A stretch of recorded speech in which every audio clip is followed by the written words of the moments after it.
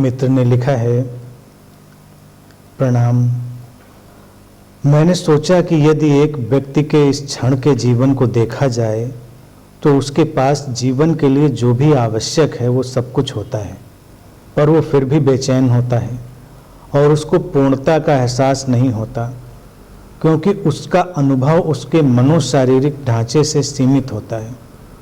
जब वो किसी और की तरफ देखता है तो उसे अपने फ्रेम से बाहर की चीज़ों का पता चलता है, जो कि दूसरों के मनोशारीरिक ढांचे के अनुसार होता है।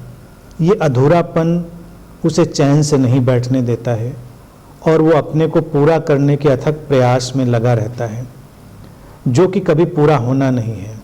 जब कोई सद्गुरु उसे पूर्ण होने की बात भी बताता है तो भी वो कन्विंस्ड नहीं होता, क्योंकि उसे पूर्णता का अनुभव नहीं है। कृपया इस विषय पर कुछ कहें कि एक स्थिरता मन में उतर सके, एक शांति का एहसास हो सके।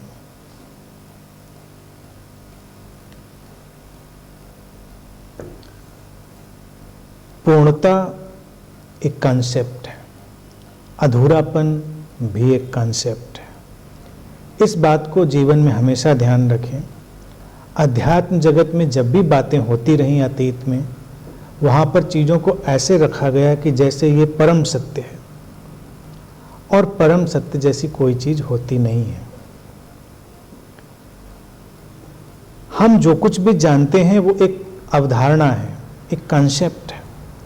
अब वो कॉन्सेप्ट हमारे लिए वर्केबल है नहीं है, इसको हमें देखना होता है। हम उसका क्या करेंगे? अब पूर्णता का एक जो कॉन्सेप्ट है, अगर हम उसको समझें, उसको अपने जीवन में उतारें, तो निश्चित ही जिस शांति की और स्थिरता की बात करिए वो आएगी। अधूरापन क्यों होता है इसको हम समझें, अधूरापन क्यों महसूस होता है इसको समझें। प्रश्न में बात स्पष्ट लिखी ही है, जिससे कई सारी बातें अपने आप जाहिर हैं कि प्रत्येक व्यक्ति का जीवन उसके अपने मनोशारीरिक ढांचे के अनुसार होता है, उसका साइकोसोमैटिक जो स्ट्रक्चर है उसके अकॉर्डिंग होता है। यानी कि जो व्यक्ति को चाहिए होता है उस समय, उसके लिए परिस्थितियां वैसी होती ही हैं। इस बात को देखने में हमें वक्त लगता है, क्योंकि हमको लगता है कि नहीं, जो दूसरे की तरफ चीज़ें हैं वो ज़्यादा अच्छी हैं, बेहतर हैं, हमारे लिए आवश्यक है या नहीं है हम ये नहीं देखते। अब आवश्यक और अनावश्यक का जो ये जंजाल है, इसमें व्यक्ति उलझ के रह जाता है, संसार में भी उसमें उलझा है। अगर हम वस्तुओं के रूप में ही देखें तो हमारे लिए क्या आवश्यक है, क्या आवश्यक नहीं, इसको हमें देख लेना चाहिए। कुछ चीज़ें तो प्रैक्टिकल होकर ख़त्म हो जाती हैं प्रैक्टिकली। अब जैसे मान लीजिए अभी ये सर्दी का वक्त है, सबका मनोशारीरिक ढांचा अलग अलग है। किसी को ठंडक कम लगती है, किसी को ज़्यादा लगती है। अपने अपने ढंग से लोग उसको एडजस्ट करते हैं। जिसको ठंडक ज़्यादा लगती है उसको शायद ज़्यादा हीटिंग की ज़रूरत होगी, ज़्यादा उसको कपड़ों की ज़रूरत होगी, और जिसको कम लगती है उसको शायद नहीं होगी। अब जिसको कम लगती है, अगर वो उस व्यक्ति की तरफ देखेगा जिसको ज़्यादा लगती है, तो उसको लगेगा अरे उसने तो बहुत कपड़े पहने हैं, इतनी अच्छी जैकेट पहनी है और ये सब चीज़ें, और मैंने तो नहीं पहना। तो या तो वो पहने अपने मनोशारीरिक ढांचे के विपरीत जाकर और परेशानी में पड़े, क्योंकि उसको ज़रूरत नहीं है। और अगर वो उससे एडजस्ट भी कर ले, तो भी एक किस्म की परेशानी है। प्रैक्टिकल परेशानी भी है और मानसिक परेशानी भी है। तो इस तरह से ये उदाहरण के लिए बात बता रहे हैं, किसी भी रूप में हम देखें। फिर अगर हम इसको मोड़कर अध्यात्म की तरफ भी ले आएं, तो अध्यात्म में भी हमारे लिए क्या आवश्यक है और क्या आवश्यक नहीं है ये भी जानना जरूरी है। जैसे कुछ लोग ज्ञान के पीछे हाथ धोकर पड़ जाते हैं, उनको लगता है और ज्ञान होना चाहिए और ज्ञान होना चाहिए, लेकिन हमको ये पता नहीं होता ज्ञान का करेंगे क्या। ये ज्ञान हमारे जीवन में ला क्या रहा है, इससे हमारे जीवन में क्या हो रहा है, क्या हमारे जीवन में शांति, स्थिरता, प्रसन्नता है, तो उसका काम है। कभी कभी आपके पास बस 2-4 बातों की समझ है, ओके, फाइन, लेकिन 2-4 बातों की समझ के साथ आपके भीतर शांति है, प्रसन्नता है, स्थिरता है, तो आपके लिए वो बात पूरी हो गई, आपके ढांचे के लिए वो बात पूरी हो गई। तो आप पूर्णता का एहसास वहां पर भी कर सकते हैं। किसी के पास बहुत ज्ञान है लेकिन कोई शांति, कोई स्थिरता नहीं है, कोई प्रसन्नता नहीं, तो उसके लिए वो भी बेकार है, उसमें उसका कोई उपयोगिता नहीं है। तो एक तो ये उपयोगिता और आवश्यकता का स्ट्रक्चर समझ लेना जरूरी है। और तुलना की जो बात आती है जीवन में देखा जाए वो बिल्कुल व्यर्थ की चीज़ है, क्योंकि हम तुलनाएं जो करते हैं वो बड़ी कल्पना पर आधारित होती हैं और तुलनाओं में कोई वास्तविकता नहीं होती है। एंटिसिपेशन, अनुमान जो लगाते हैं उनमें भी कोई वास्तविकता नहीं होती है। अभी आप बैठे हैं और आप अनुमान लगाएं कि कल कैसे बीतेगा, कल तो अपने ढंग से बीतेगा, कल का तो तुम्हें पता ही नहीं क्या होगा। कल मार्केट क्रैश कर सकता है, कल अर्थक्वेक आ सकता है, कल अचानक कोई वॉर छिड़ सकती है, या कल सब बहुत अच्छा हो सकता है, कल आपकी लॉटरी लग सकती है, कल कुछ और बेहतर हो सकता है। तो जब कल आएगा तब देखिएगा, उसको एंजॉय करिएगा या फेस करिएगा सामने। तो एंटिसिपेशन से भी बाहर हो जाना एक बहुत बेहतर चीज़ है। फिर जिस पूर्णता की बात अध्यात्म करता है या जब कोई बुद्ध करता है, तो वो पूर्णता होती है इस प्रेजेंट मोमेंट अवेयरनेस की। इस प्रेजेंट मोमेंट अवेयरनेस में हम सचमुच में पूर्ण ही होते हैं। जैसे कि इस समय हम लोग यहाँ पर हैं, और अगर हम प्रेजेंट मोमेंट अवेयरनेस की बात करें, इस वर्तमान की जो इंटेंस अवेयरनेस यानी कि जो तीव्र सजगता है, उसमें हम जाएं और अपने आप को टटोलने की क्या समस्या है इस समय, हमको लगे नहीं सब ठीक है।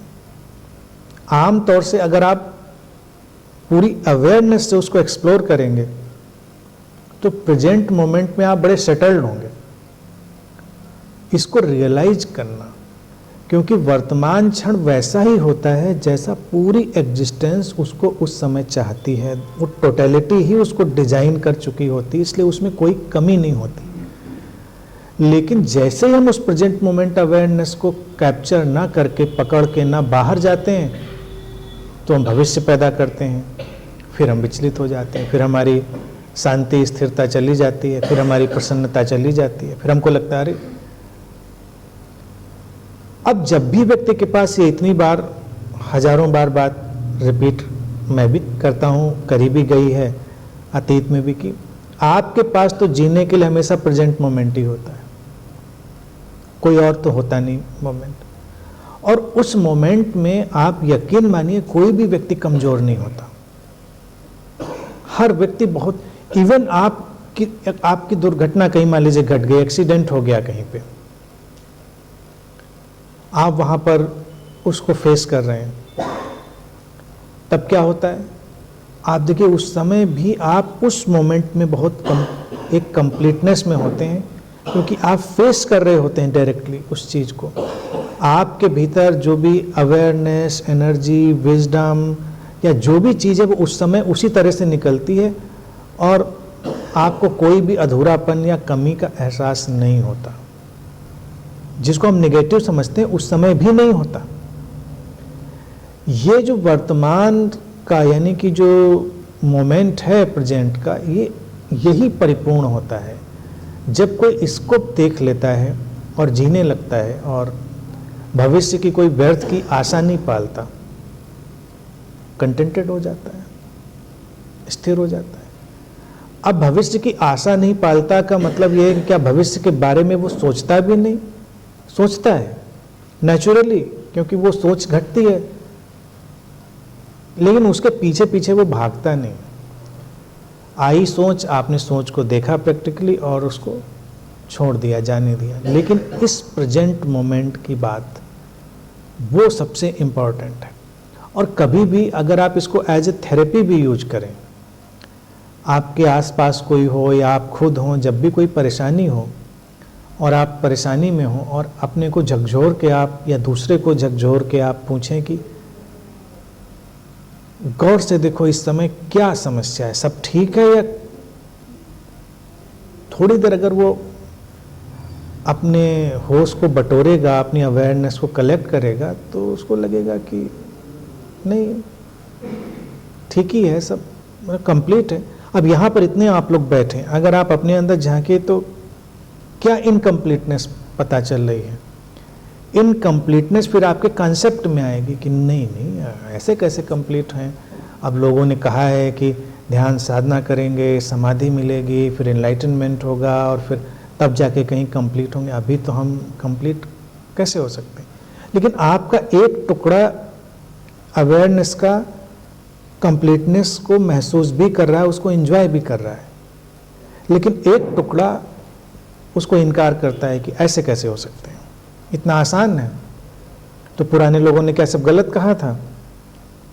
बहुत सारा द्वंद्व चलेगा। तो हम बेसिकली अपने अंदर बड़े स्प्लिट हो गए हैं, स्किज़ोफ्रेनिक टाइप का हमारा एटीट्यूड हो गया है। अगर हम इसको पकड़ें तो हमको दिखाई देगा कि इस मोमेंट में एक नेचुरल कंप्लीटनेस है। जो इनकम्प्लीटनेस है वो केवल हमारे आइडिया और कंसेप्ट में। आपके संबंध कम हैं, ज़्यादा हैं, अच्छे हैं, बुरे हैं, व्हाटएवर इट इज। अभी क्या है? अभी तो आप अपने साथ बैठे हैं ना, अभी आप अपने साथ बैठे हैं, आप कंप्लीट। ये हर व्यक्ति का एक डीप जो कॉर्नर है उसके भीतर का, वो इसको रियलाइज करता है, जानता है। इसीलिए कोई ऐसी कंप्लीटनेस तो लाई नहीं जा सकती जो हमारे अंदर इंजेक्ट करी जाएगी बाद में। वो अभी होनी चाहिए, तभी उसको हम महसूस करेंगे। तो वो है अभी की अभी, लेकिन हमारी आदत पड़ चुकी होती है प्रेजेंट मोमेंट में ना रहने की। बस इतनी सी बात है, हम हमेशा भागे हुए हैं। अगर यहाँ भी आप लोग बैठे हैं तो देखिए, सत्संग का मुख्य उद्देश्य लोगों का क्या होता है? कुछ पाना, कुछ समझना। आप समझेंगे कैसे? तुरंत तो समझ नहीं लेंगे, प्रोसेस करेंगे, सोचेंगे, फिर समझ में आएगा कभी। और जो मिलना है वो भी टाइम के अकॉर्डिंग मिलेगा हमको। तो हर चीज़ को हम प्रोसेस में डाल देते हैं। लेकिन अगर हम यहाँ बैठे हैं और बैठने के इस मोमेंट में कंप्लीटली हम इस सुनने की प्रक्रिया में डूब जाएं और हम कोई भी ज्ञान या कुछ भी पाने की या अटेन करने की इच्छा को थोड़ी देर के लिए किनारे हटा दें, तो शायद हमारे अंदर अचानक एक विजडम का एक्सप्लोजन भी हो, समझ का विस्फोट भी हो कि हाँ, ये बात तो पता है। क्योंकि वो आएगी उस मोमेंट से निकलकर। रियलाइजेशन या इनलाइटनमेंट इसी बात की बस केवल एक पहचान होती, और कुछ नहीं होता। उसको लोगों ने बहुत मिस्टिफाई किया, इसलिए लगता है कि वो कोई ऐसी घटना कभी भविष्य में घटेगी जो एकदम से कुछ परिवर्तन लाएगी। लेकिन वो तो आप पकड़ें तो अभी है, ना पकड़ें तो आप चलता रहेगा, फिर चलता रहेगा, फिर वो शो आगे बढ़ जाएगा, फिर उसको आप आगे पकड़ेंगे जाके। लेकिन जैन दर्शन में इस बात को हमेशा हाईलाइट किया गया। जैन दर्शन में वो हमेशा छोटी छोटी बातों को हाईलाइट करते हैं। साधना के लिए भी उन्होंने इतना वर्सटाइल स्पेक्ट्रम पैदा किया कि उसमें कोई भी टिपिकल चीज़ उन्होंने नहीं डाली। वो कहेंगे चाहे आप सामान्य से वॉक पे गए हैं, अब पुराना वक्त है तो उनके लिटरेचर में मिलेगा कि आप जंगल से लकड़ी काट रहे हैं, आप चाय पी रहे हैं, बना रहे हैं, या जो भी कर रहे हैं, वो एक कंप्लीटनेस का मोमेंट है।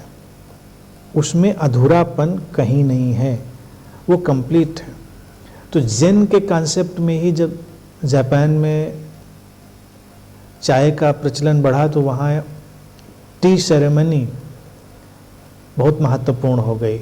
मॉनेस्ट्रीज़ में तो ख़ास तौर से, घरों में भी रहता था, लेकिन मॉनेस्ट्रीज़ में तो जब आमतौर से वो ग्रीन टी ही पीते थे, तो जब चाय बन रही तो वो मोमेंट ही उनका मेडिटेटिव मोमेंट है। वो सब पानी बॉयल किया जा रहा है, सारे लोग मेडिटेटिवली बैठे हुए हैं, फिर उसमें पत्ती डाली जाएगी, उसका रंग छूट रहा है, आप उसके रंग को तैरता हुआ देख रहे हैं, फिर उसको ढाला जाएगा कप में, फिर आप निकालेंगे और पूरे रेवरेंस, श्रद्धा और अवेयरनेस से तो वो चाय की सामान्य सी घटना ही बिल्कुल मेडिटेटिव घटना होकर रह जाती है, क्योंकि वो इतनी कंप्लीट इवेंट है। लेकिन हम लोगों के साथ क्या होता है, अगर आज हमें चाय पीनी है तो चाय हमारे लिए काम है, तो हम काम की तरह उसको करते हैं।